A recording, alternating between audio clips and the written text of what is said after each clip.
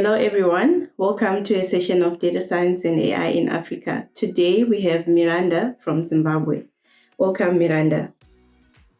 Thank you so much, Tichenda. So we can start with you telling us where you're from and maybe just your full name and where you're from, and then we can get on with the other questions. All right. My name is Nashe Miranda Sanyanga, but now Chidemo. And I mainly use Miranda because Nashe is a very common name from where I am, Zimbabwe. So most people, probably where I got to work, I would find that there are already other Tapiwas there. So then I then resorted to using Miranda. So in the corporate, I'm now known as Miranda, but also a lot of people, I think half of the people in my life also know me as Tapio. So I use both names interchangeably depending with where I am. Okay. Oh, nice to meet you. I struggle with the same first name problem. So I end up using my full name so that because there are many Tatena Matikas and some of them are even male. So I end up using my full name. So nice to meet you. So can you please tell us how you got into data science? Okay, so how I got into data science, I think the root of it was I got into IT first, which was my first degree. And having completed that, my first job was with a good organization, and it involved working with a number of organizations which had a lot of data. But at the time, I did not know or realize that it's data science that I'm getting into. So I then decided to do a project on focused in some of the trends that the organizations I dealt with would require. So that's how I got into data science without knowing it. And I then started doing my master's, and it was a research-based master's, and it was on predicting economic trends. So based on that, it's code that I collected a lot of data and processed it for me to be able to predict the trends. So that's how initially I got into data science. And once I began, I started coming across mentors, I started coming across blogs, articles, videos that then made me realize that what I'm doing is data science. So I kind of got kicked into it. But once I was there, I realized that I felt it warm, and that's what I wanted to do. Oh, that's great. Wonderful. So what kind of blogs or maybe tutorials were you using when you started looking at like tutorials online? Thinking back now, I might not point to specific, but I can point to some that I use now, but some that I read frequently, like these. Data came, data science, and then there's also one from Zimbabwe, which is also very good, which is Data Science Zimbabwe. They post a lot of information or a lot of links on data science. And then there's also a rich platform for me where I also get some of the information, which is LinkedIn.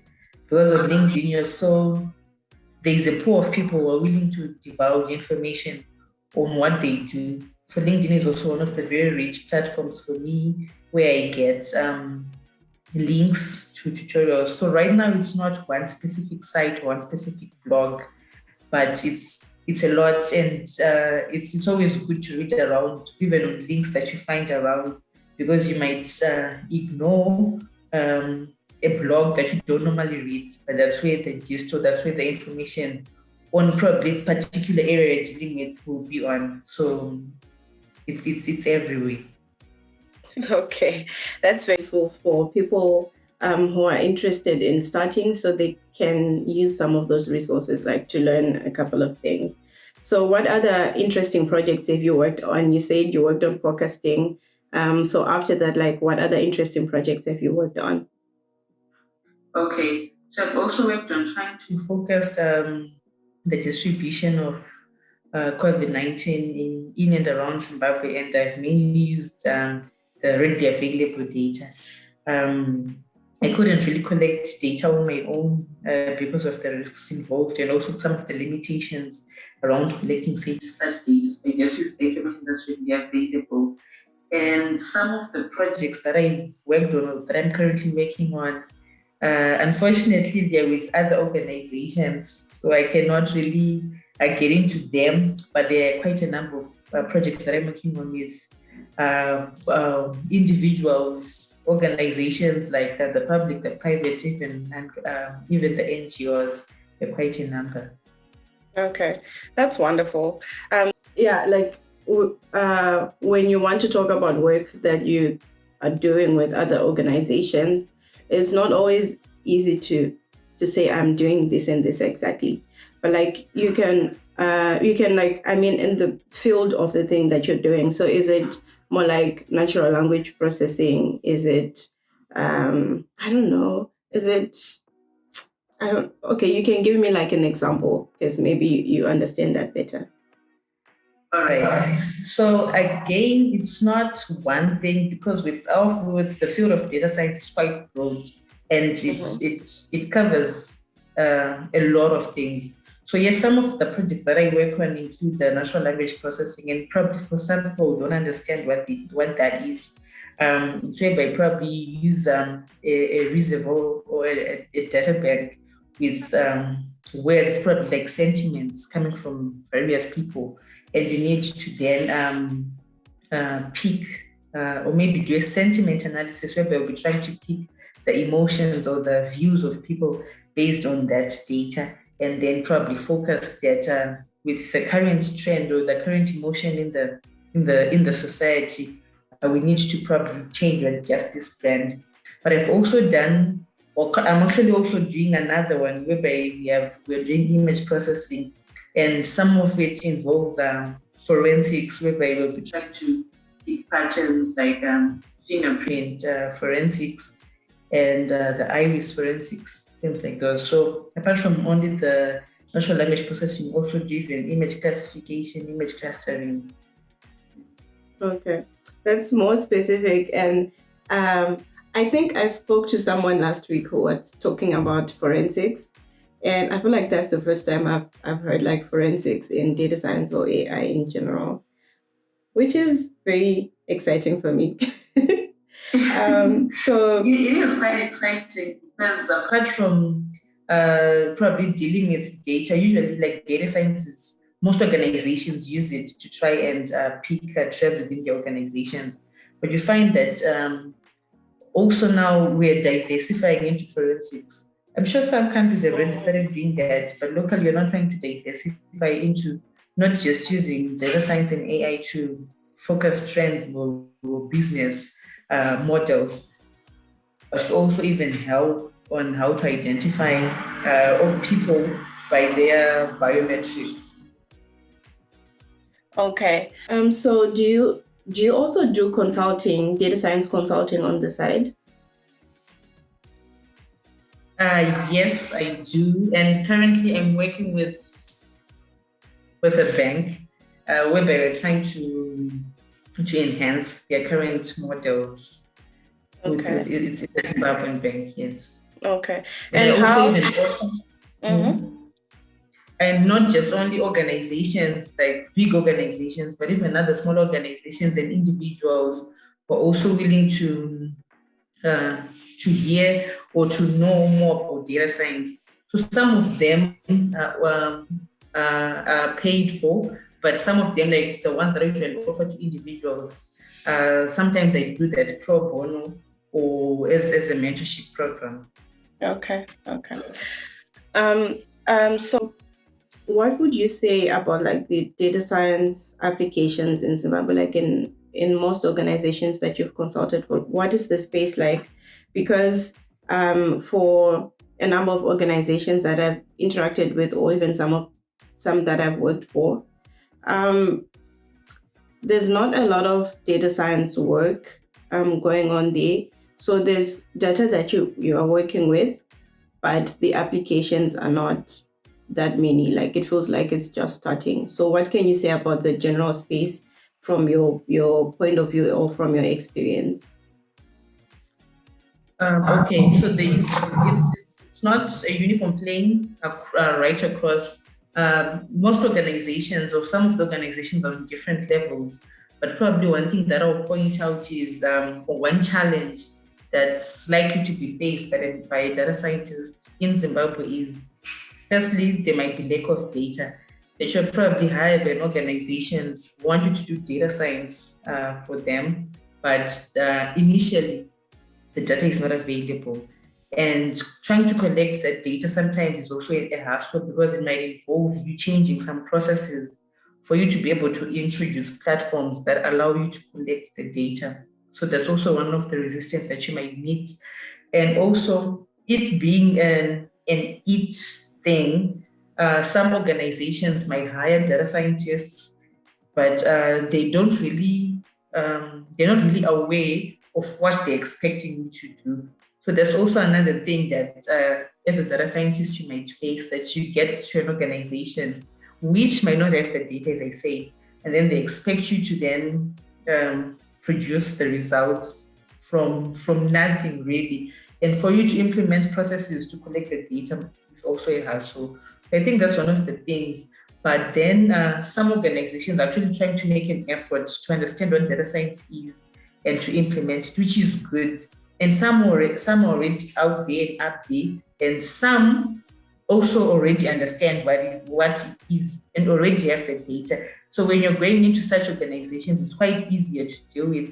And even if you try to introduce platforms or systems that allow you to collect the data, coming to an organization where some people already understand what you're trying to do is easy. So I think it depends with where you are, but I think there's no uniform playing across, but organizations are at different levels in understanding what data science is and how to apply it and use it. Okay. Do you also face the challenge of when you're given a project? Sometimes people don't understand that it actually takes time for you to like really because every problem is quite different, right? So like people expect you to just take the data and perform magic, and 2 minutes you have results. Certainly. And even if you have a track record of probably having done something similar, just because you've done it before, or you've worked with something similar before, it does not necessarily mean that the data you're being provided will be a plug and play into the line of thought that you already have.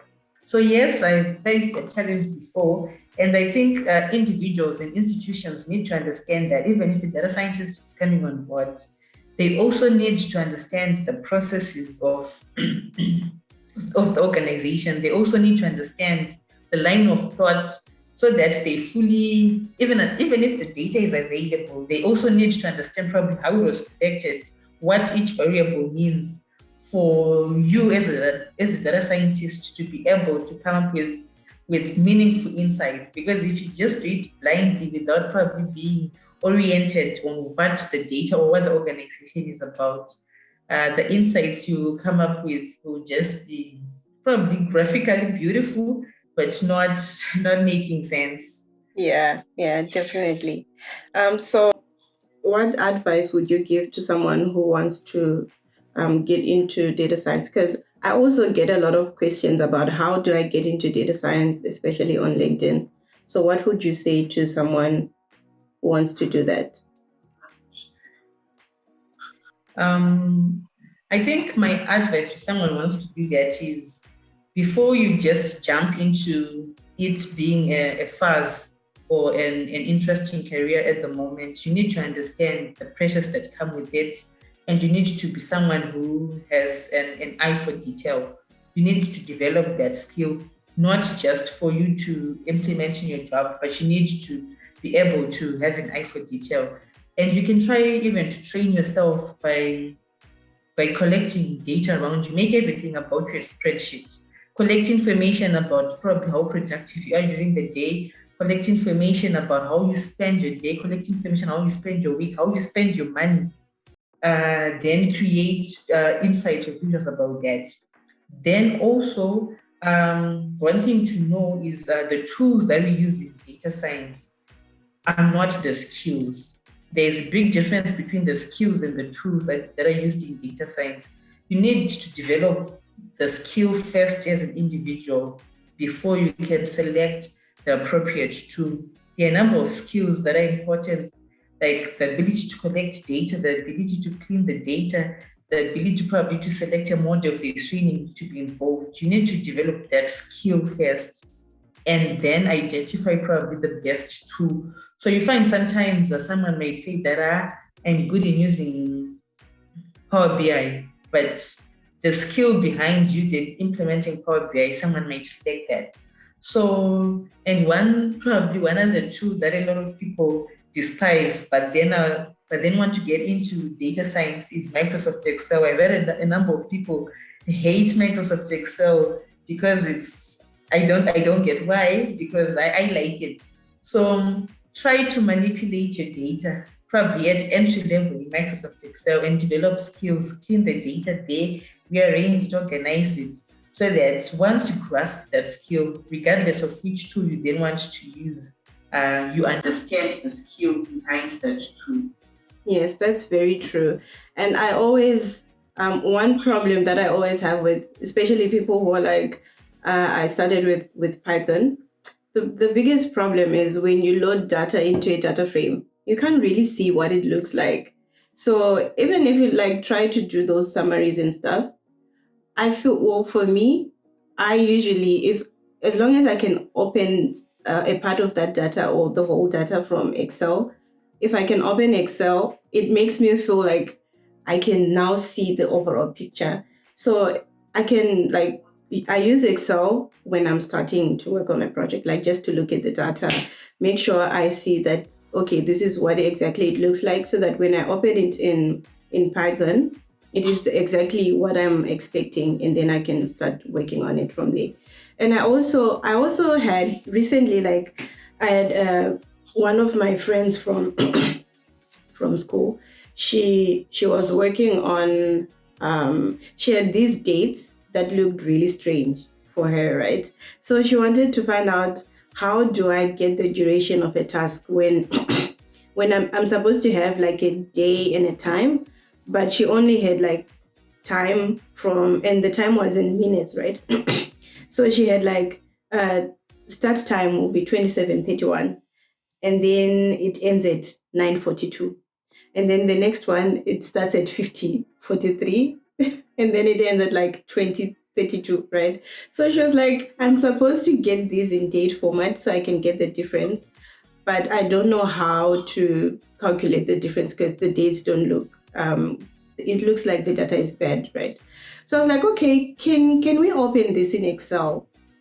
And then she was struggling to open it in Excel. And then we had given up at some point. And then she's like, okay, I think I've managed to do it. So she goes back, we're actually on Zoom. She goes back, she starts sharing her screen. And then as she's clicking on the cells, you can see that the data was, I don't know, there's this thing that Excel does, it converts dates. And so it truncated the actual dates, and then it just kept the time. So when she was reading it, she was only reading the time section of that. And this is a problem that she's had for like a few months. So I honestly believe in Excel. I think you should try and use it. In as much as you can't do everything with it, at least just try to look at the data with Excel and then do everything else after. Okay, so what does a day... Yeah. What does a day at work look like for you? What kind of activities do you do? Okay, so a day at work. Okay, so my days are not, I don't have a routine, a specific routine that I follow, because my days are usually driven by the activity or the activities that I'm doing on that particular day, on that particular week. And it calls for different sub-activities or some sub-actions. So I cannot really say a day, my day goes like this. But I think it depends. Because sometimes I come into the office dealing with just myself and the data that I have. Then another day I come into the office, probably I have meetings lined up or I have consultations lined up. So it really varies. But probably I would say a typical day starts off, I get into the office, I play music to get myself acquainted to my day. And so maybe if it's a day that I'm dealing with data, once I've gotten the groove of it, I open my data, and I usually like working with two screens, so that I have got a bigger monitor to see my dashboards, and the smaller monitor to do with my data. But even if it's a day that I'm working on data, it does not mean that I'm going to spend the whole day focusing on my data, because sometimes you get distracted, not by external activities, but even just by focusing on the data, you get exhausted, even probably sometimes before you begin. So, depending on probably how I'm feeling, I also incorporate other activities to put myself back in the mood. Like I can even watch an episode of something, or I can go back to music or to eating. But I just find small things to then do to distract myself from what I'm doing. And once I think that I've rested or I've cleared my mind, I go back to the data, which is something that I think is important for most people or most data scientists to do. It's not always good to focus on the data like the whole day doing data and you're just looking at it and trying to, sometimes you blink yourself. So you need to take yourself out of the box. Do something, even if it's for just 30 minutes, you might realize that it might actually boost you. And when you're back at it, you realize some insights or some variables that you might have been ignoring. And also probably if it's a day lined up for meetings, I think usually the first thing that I do is music. It gets my day going. And once I'm there, I start attending my meetings. And when I'm attending meetings, the thing that I'm trying to do most is get a lot or as much as I can from the client, so that even when they're not there, I can hear their voice and probably the line of thought when I'm dealing with their data. But yeah, I think that's not a good answer, but my day is not typical. I don't have like a plan for each and every day. I think it's driven by the objective for the day, for the main objective for the day. That's what then determines my activity. But it always starts off with music and ends with music. That's great. Wonderful. So I think I've come to the end of my questions. So thank you for your time and thank you for your responses. I'm sure a number of people are going to find this interesting and useful, especially for the beginners. Thank you for your time. Thank you so much for having me, Tatenda.